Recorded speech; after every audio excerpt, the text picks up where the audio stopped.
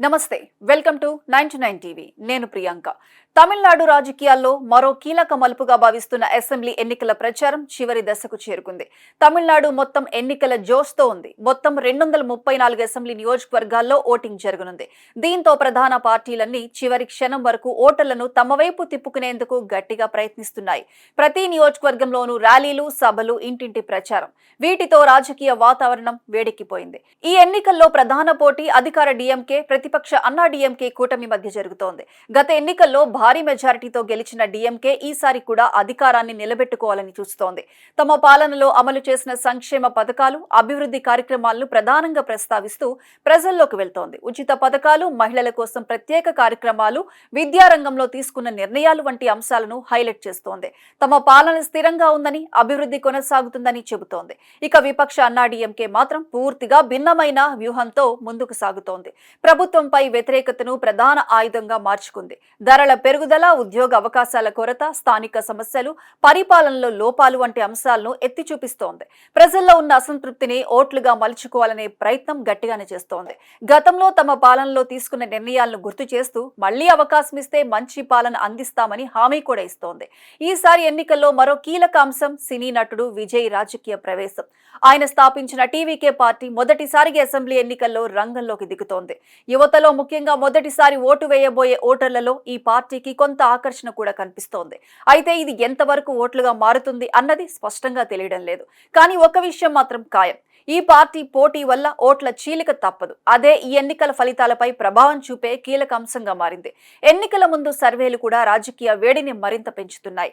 పలు సంస్థలు తమ అంచనాలను విడుదల చేస్తుండగా వాటిలో స్పష్టమైన ఏకాభిప్రాయం కనిపించడం లేదు. తాజాగా పొలిటికల్ వ్యూస్ అనే సంస్థ విడుదల చేసిన సర్వే ప్రకారం విపక్ష అన్నా డీఎంకే కూటమి ముందంజలో ఉందని పేర్కొంది. మొత్తం 234 సీట్లలో 122 నుంచి 140 సీట్లు ఈ కూటమి దక్కించుకునే అవకాశం ఉందని అంచనా వేసింది. అదే సమయంలో అధికార డీఎంకే కూటమి 88 నుంచి 106 సీట్లకు పరిమితం కావచ్చని తెలిపింది. ఇక టీవీకే పార్టీ 2 నుంచి 8 సీట్లు సాధించి తన ఉనికిని చాటుకునే అవకాశం ఉందని ఈ సర్వే పేర్కొంది. కానీ మరోవైపు ఇతర సర్వేలు మాత్రం పూర్తిగా భిన్నమైన దృశ్యాన్ని చూపిస్తున్నాయి. చాలా సంస్థలు డీఎంకే కూటమికి ఆధిక్యం ఉందని చెబుతున్నాయి. కొంతమంది విశ్లేషకులు మాత్రం ఈసారి ఫలితం చాలా దగ్గరగా ఉంటుందని భావిస్తున్నారు. కొన్ని సర్వేలు అన్నా డీఎంకే గెలుస్తుందని చెప్పడం, మరికొన్ని డీఎంకేకు అనుకూలంగా ఉండటం వల్ల అసలు పరిస్థితి ఏంటనేది క్లియర్ గా తెలియడం లేదు.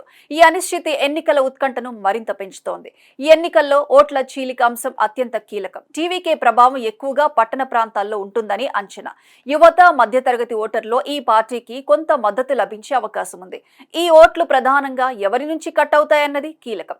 ముఖ్యంగా డీఎంకేకు వ్యతిరేకంగా ఉన్న ఓట్లు విడిపోతే అన్నా డీఎంకేకు లాభం కలిగే అవకాశం ఉంది. అదే సమయంలో ఈ ఓట్లు విభిన్నంగా చీలితే ఫలితాలు అంచనా వేయడం కష్టమవుతుంది. తమిళనాడు రాజకీయాల్లో చరిత్ర చూస్తే ఓటర్లు చాలా తెలివిగా నిర్ణయం తీసుకుంటారు. ప్రచారంలో కనిపించే హడావిడి ఒకవైపు ఉంటే పోలింగ్ బూత్లలో తీసుకునే నిర్ణయం మరోలా ఉండే అవకాశం ఉంటుంది.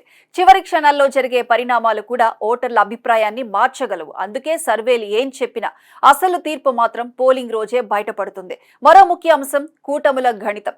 డీఎంకే కూటమిలో ఉన్న చిన్న పార్టీల ఓట్లు ఎంతవరకు ట్రాన్స్ఫర్ అవుతాయన్నది కీలకం. అలాగే అన్నా డీఎంకే కూటమిలో బీజేపీ వంటి పార్టీల మద్దతు ఎంతవరకు పనిచేస్తుంది అన్నది కూడా ఫలితాలపై ప్రభావం చూపుతుంది.